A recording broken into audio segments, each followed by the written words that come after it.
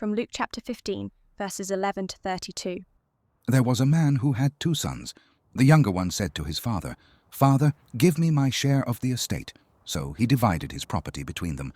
Not long after that, the younger son got together all he had, set off for a distant country, and there squandered his wealth in wild living.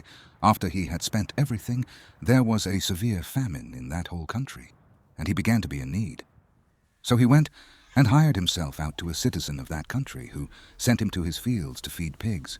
He longed to fill his stomach with the pods that the pigs were eating, but no one gave him anything. When he came to his senses, he said, "How many of my father's hired servants have food to spare? And here I am, starving to death. I will set out and go back to my father and say to him, 'Father, I have sinned against heaven and against you. I'm no longer worthy to be called your son. Make me like one of your hired servants.' So he got up and went to his father. But while he was still a long way off, his father saw him and was filled with compassion for him. He ran to his son, threw his arms around him, and kissed him. The son said to him, 'Father, I have sinned against heaven and against you. I am no longer worthy to be called your son.' But the father said to his servants, 'Quick, bring the best robe and put it on him. Put a ring on his finger and sandals on his feet. Bring the fattened calf and kill it. Let's have a feast and celebrate. For this son of mine was dead and is alive again. He was lost and is found.' So they began to celebrate. Meanwhile, the older son was in the field. When he came near the house, he heard music and dancing. So he called one of the servants and asked him what was going on. 'Your brother has come,' he replied, 'and your father has killed the fattened calf because he has him back safe and sound.' The older brother became angry and refused to go in. So his father went out and pleaded with him. But he answered his father, 'Look, all these years I've been slaving for you and never disobeyed your orders.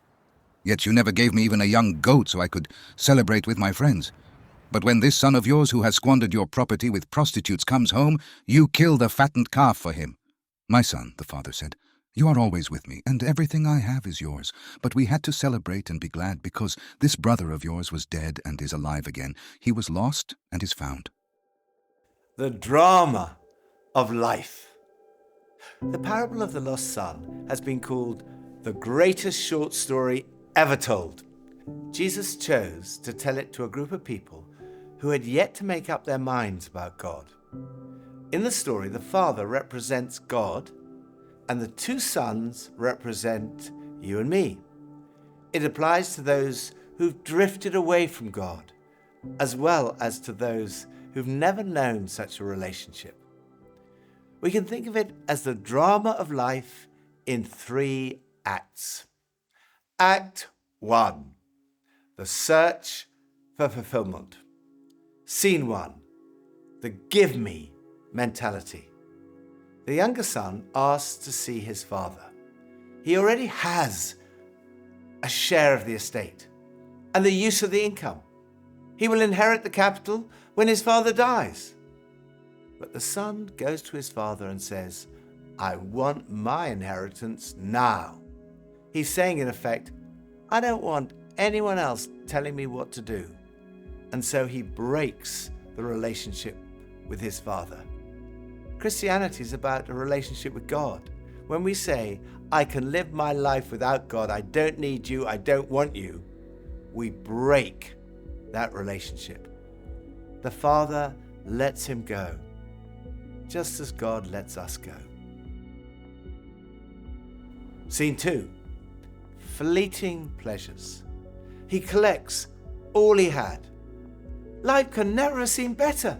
He sees the potential and the opportunities, and with a tremor of excitement, he sets off for the Las Vegas of the ancient world with its nightclubs, brothels, and gambling dens. He leads a wild life, but his pleasure is very temporary. He's wasting his life, and he's squandered his wealth. Scene 3, life without God. When the initial thrill is over, reality sets in, and he begins to experience a sense of emptiness. He's spent everything. He begins to be in need. He longs to fill his stomach with the pods that the pigs eat.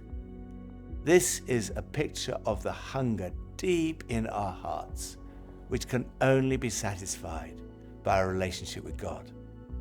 Then the loss of freedom. He looked for freedom, but's found slavery.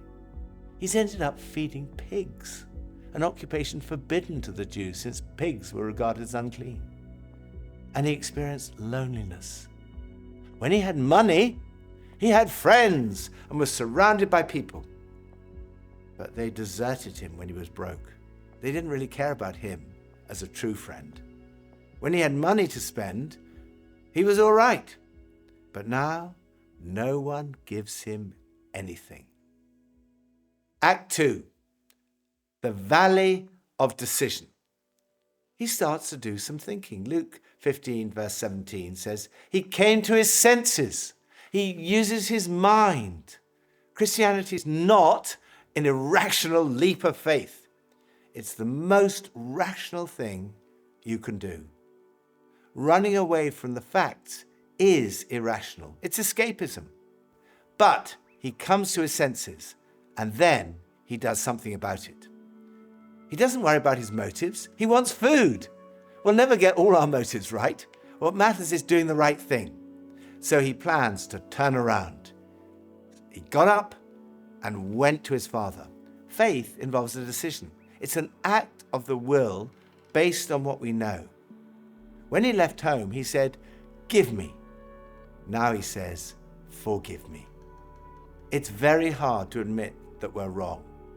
We all fear losing face. Act 3, coming home. The son had forgotten about his father, but the father had not forgotten about his son. Every day he watched, waited, and hoped for his son to return. Then, when he sees his son at a distance, he's filled with compassion. It breaks his heart to see the mess his son has made of his life. He runs to greet him. For an elderly person, it was not considered dignified to run, but he's not worried about his dignity. He throws his arms around him and kisses him many times. The son starts his confession, but the father interrupts. There's no rebuke or reproach, no "I told you so," no conditions. He says, quick! He gives him the best robe reserved for the honored guests and a ring, a sign of confidence and distinction. He gives him shoes. Slaves and even guests did not wear shoes, only the master and his sons. They are a sign of forgiveness and reinstatement. He kills the fattened calf. He throws a party, a feast, a celebration with music and dancing. This is a picture of the Christian life. But there's another character in this story, the elder brother, and he is angry. He's always been around the home, but has never really seemed to have fully enjoyed his relationship. He can't understand what all the fuss is about and thinks it's all excessive. But he's invited to the party as well. He too could enjoy the benefits of total forgiveness, restored relationships, solid joy, and fullness of life. Don't miss out on the party.